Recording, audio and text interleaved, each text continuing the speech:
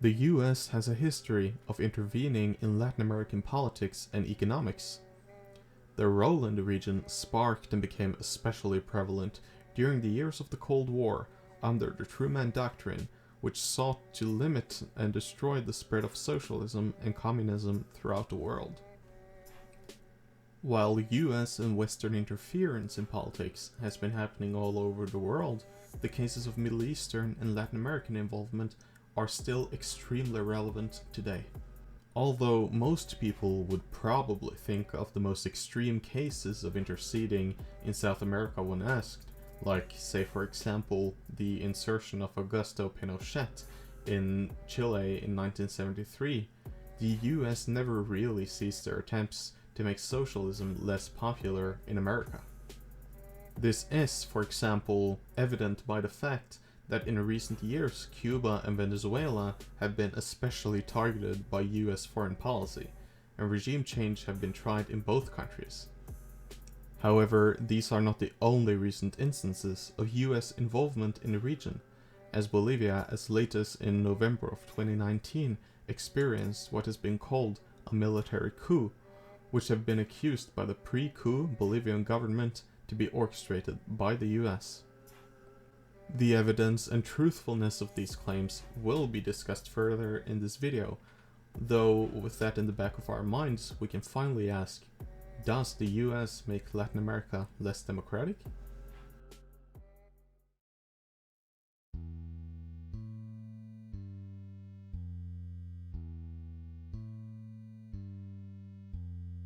As mentioned, a military coup was performed in the Latin American Republic of Bolivia in November of 2019, as police and military told then President Evo Morales to resign from office after they say he engaged in election fraud during his fourth re-election period. After the coup successfully unseated Morales, the second vice president of the Senate, Janine Áñez, declared herself the new president, supported by the military and police forces. It was the OAS, the Organization of American States, that first implied that Morales' fourth re-election was unconstitutional and may have been tampered with. Something that's important to note, however, is that approximately 44% of the OAS's funding comes from the US, so while it may be called the Organization of American States, it is largely driven by US special interests. But why would the US want to intervene in Bolivia in particular, and why right now? Well, there are probably a myriad of different issues that I could talk about concerning this, but I think there are some especially important ones to consider. For example, the now ex-president of Bolivia, Evo Morales from the MAS party, had even before the start of his first term harshly criticized the US for their foreign policy, including regime change wars and, quote, promotion of torture. In addition to being strong in his critique of the US before he was elected president, it was no secret that he didn't appreciate them once he became president. His campaign was an exclusively anti-imperialist, pro-socialism one that focused on the US as one of South America's greatest threats. One of his first actions that signalized his dislike was the fact that he broke with a decade-old tradition of the Bolivian presidents to go on an international trip where the US had always been the first destination. Instead of flying to the US to meet President Bush, he instead went to Cuba to meet with Fidel Castro. Later that same year, he spoke out against the international, quote, drug war to the UN General Assembly, especially fought for by the US.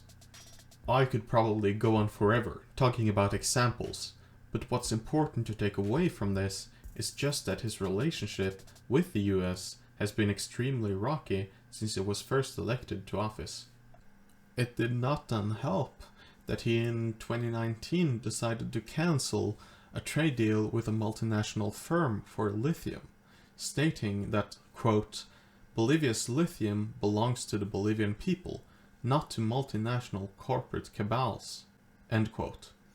With this quote, it is clear that Evo Morales was intending to nationalize the resource and its industry further. This, along with his continued criticism of the US-led drug war, as well as their endless wars, trade blockade of Cuba, regime change attempts and wars, etc., led to him becoming a thorn in their side for nearly 2 decades. After he then won his 4th re-election in 2019 and the OAS report was released, US media and even President Donald Trump started referring to him as a tyrant and a dictator. The report was called into question by some, however, like for example Mark Weisbrot, who is the co-director at the Center for Economic and Policy Research, who in an interview with Democracy Now! Stated the following. Well, this is a military coup. There's no doubt about it now after the head of the military told the president and vice president to resign, and then they did. And I think it's really terrible the way it's been presented, because from the beginning you had that OAS press release the day after the election, which hinted or implied actually very strongly that there was something wrong with the vote count. And they never presented any evidence at all. They didn't present it in that release. They didn't present it in their next release. They didn't present it in their preliminary report. And there's really nothing in this latest so-called preliminary audit that shows that there was any fraud in this election. But it was repeated over and over again in all the media. And so it became kind of true. And you know. But you might be asking yourself, how can this all actually lead to South American countries becoming less democratic? Well, I've actually partially answered that question already. You only need to have a quick glance at history to see how US foreign policy and special interests have devastated Latin America. As briefly mentioned earlier, some of the clearest examples includes the insertion of Augusto Pinochet in Chile, who was a brutal dictator and military general, overthrowing several democratically elected governments and instituting US-loyal military regimes to replace these governments, waging trade and economic wars against disloyal countries, and even more. In many Latin American countries, incidents such as these have led to governments being extremely resistant to working with other parts of the world, wanting to sustain themselves on their own or by trading with other countries that share their ideological positions. In general, they're adopting more isolationist, protectionist, and undemocratic policies to, quote, protect themselves from US imperialism and interference. These policies have even often been supported by the general population in such countries. This therefore leads to authoritarian governments being massively supported by their population in fear of what would happen otherwise. Worldwide, this is a pattern that we've seen taking place historically. Some examples of countries completely or partially shutting themselves off from the rest of the world includes the DPRK, or North Korea, and the earlier PRC, or the People's Republic of China. And in South America, Cuba and Venezuela are especially good examples of this. So then, what are some possible solutions to these affairs? Well, for one, the international community, spearheaded by the UN, need to be stronger on the US when disastrous foreign policy actions are carried out, showing that they at least care about the situation. Many such countries feel like they're all on their own in their struggle against interference, which thus leads to isolationism and authoritarianism.